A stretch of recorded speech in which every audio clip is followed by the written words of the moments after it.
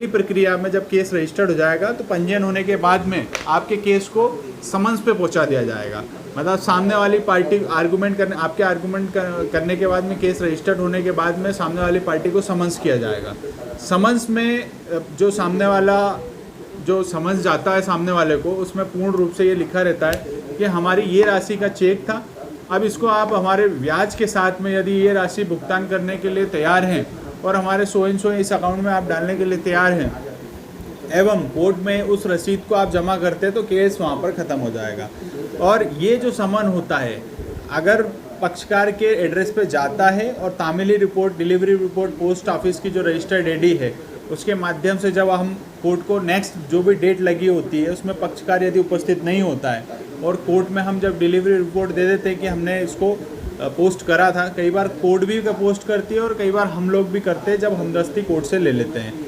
अधिकतर कोर्ट जो होती है आपको हमदस्ती दे देती है कि वो कहते हैं कि आप खुद पोस्ट कर सकते हैं। जब हमने डिलीवरी रिपोर्ट लगा दी नेक्स्ट डेट पे तो कोर्ट जो है और सामने वाली पार्टी उपस्थित नहीं हुई तो उस कंडीशन में कोर्ट जो है उनके ऊपर जमानती नोटिस जारी कर देती है। जब जमानती नोटिस जारी हो जाता है उसके लिए नेक्स्ट डेट लग जाती है। नेक्स्ट डेट लगने के बाद में यदि जमानती नोटिस में भी पक्षकार उपस्थित नहीं होता है तो उसमें पेनल्टी लिखी हुई होती है कि यदि उपस्थित नहीं होने पे पेनल्टी के साथ में उसके ऊपर राशि की पेनल्टी लगाई जाती है कि अगर आप उपस्थित हो जाते हैं तो ठीक है, यदि कोर्ट का पालन, आदेश का पालन नहीं करते हैं तो नेक्स्ट डेट पे उस पेनल्टी का भुगतान करना होगा। अब जो आगामी दिनांक होगी, यदि जमानती नोटिस पे भी बेलेवन वारंट पर भी पक्षकार उपस्थित नहीं होता है जिसने चेक जारी करा है और अपना जवाब प्रस्तुत नहीं करता है तो इसमें कोर्ट जो है गिरफ्तारी वारंट जारी कर देगी एवं गिरफ्तारी वारंट जारी करने के बाद में सामने वाला जो पक्षकार है वो पुलिस के माध्यम से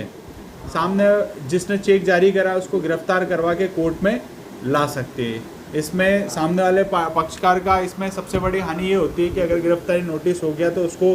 पुलिस का सामना करना पड़ सकता है, जेल तक जाने का सामना करना पड़ सकता है, क्योंकि जब सैटरडे या संडे होता है तो इस चीज़ का पुलिस बहुत अधिकतर ध्यान रखती है कि वो सैटरडे संडे को ही गिरफ्तार करती है। उससे ये होता है कि जो उन पुलिस को जो मेहनत करना पड़ी है उसका हर्जाना जो है चेक जारी करने वाले को मिले और उसको जेल जाना पड़े, क्योंकि जो मूल फाइल होती है वो अन्य कोर्ट में होती है और जो आपका छुट्टी वाले दिन होते हैं उस दिन किसी भी कोर्ट में वो फाइल मौजूद नहीं होती है, जो रिमांड कोर्ट होती है उसमें मौजूद नहीं होती है, जिसके कारण व्यक्ति को जेल भी जाना पड़ सकता है। हाँ, लेकिन वकील उस चीज़ का एफिडेविट दे दे तो कोर्ट के ऊपर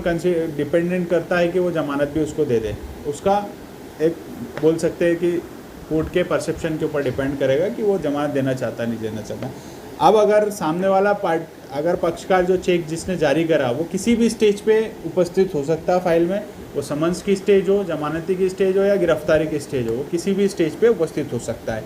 उपस्थित होने के बाद वो अपने वकील के वकील पत्र के साथ में अपनी जमानत प्रस्तुत करेगा। यदि वो जमानत प्रस्तुत नहीं करता तो उस कंडीशन में प्रोसेस अपने नियम अनुसार आगे बढ़ती जाएगी। यदि वो अपना वकील पत्र वकील के साथ में अपनी जमानत प्रस्तुत करता है तो कोर्ट जो है वो इस प्रकरण में जमानत देने में कोई भी